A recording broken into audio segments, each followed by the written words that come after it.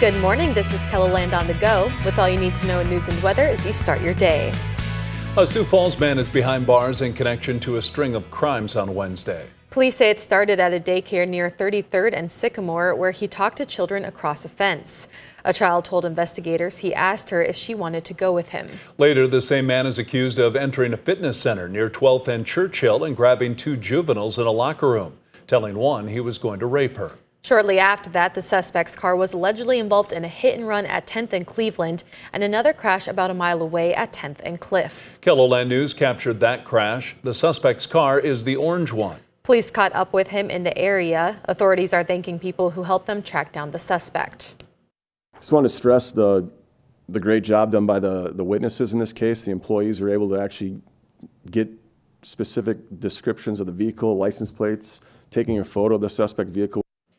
28-year-old Yassine Indris of Sioux Falls faces several charges, including solicitation of a minor and hit and run. A judge set bond at $30,000 cash.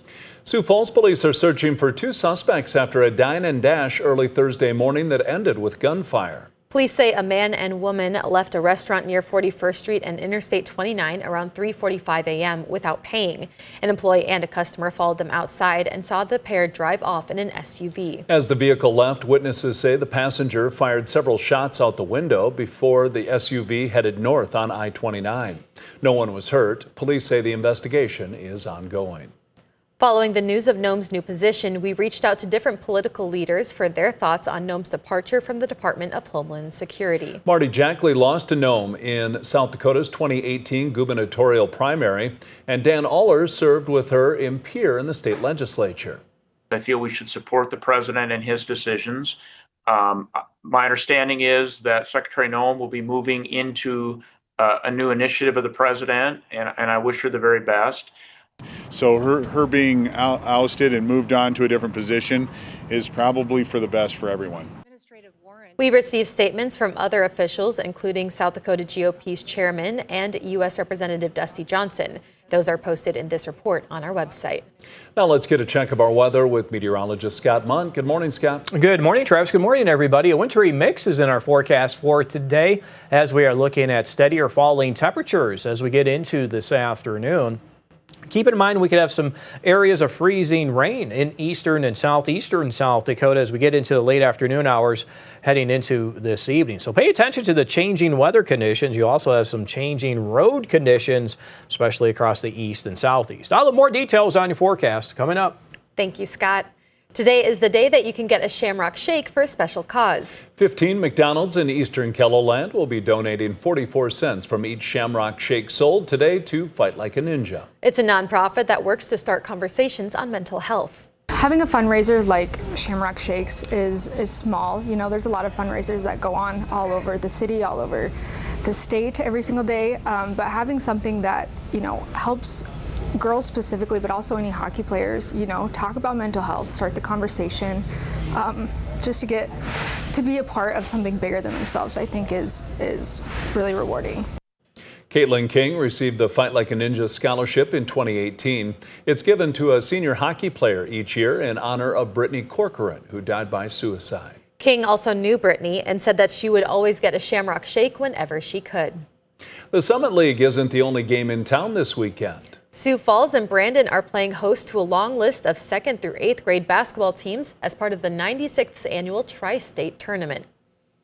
We have 100 teams coming. 1,000 kids will be participating this weekend. We'll have them spread out between Sioux Falls and Brandon. We've got 10 gyms, 14 courts going for the 2 days.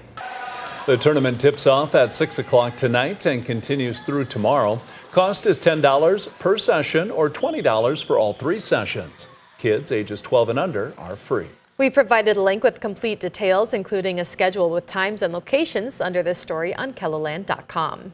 You won't need tickets to enjoy the games of basketball being played in downtown Sioux Falls. Jacobson Plaza will serve as Summit League Central this weekend, featuring basketball-themed attractions like team banners posted along the skate ribbon, along with giant basketballs and a 3D tournament bracket. We want to showcase downtown. We want to showcase Jacobson Plaza. We want, the community, the residents, the visitors, everyone just to feel welcome to come down and see what Sioux Falls really has to offer. Sioux Falls Curling is also hosting curling on the grass next to the skate ribbon this weekend. That's a look at some of our top stories. Now let's get another check your weather with meteorologist Scott Munn. Scott? All right, good morning, everybody. Wintry mix in our forecast for today. We had a couple of showers, thunderstorms make their way across extreme southeastern Kettleland during the overnight, though around midnight, shortly thereafter, we even had a couple of thunderstorms in the southwestern Minnesota. Now we're watching for shower development in eastern South Dakota for this afternoon, which will include areas of freezing rain before it switches over to snow during the evening hours and tonight. You can see this band of snow moving through during the overnight hours. We could wake up to some cloud cover tomorrow, and then that will leave the area. We'll have sunshine tomorrow, and even on Sunday we're looking at sunshine, and Sunday is looking warmer than what's expected for tomorrow. Winter weather advisory today and tonight. This covers eastern South Dakota, Minnesota, and northwestern Iowa. We're talking about the combination of snow and freezing rain. Some of the snowfall amounts, the average may be a trace to an inch, but we could get a couple of isolated areas close to 2 inches.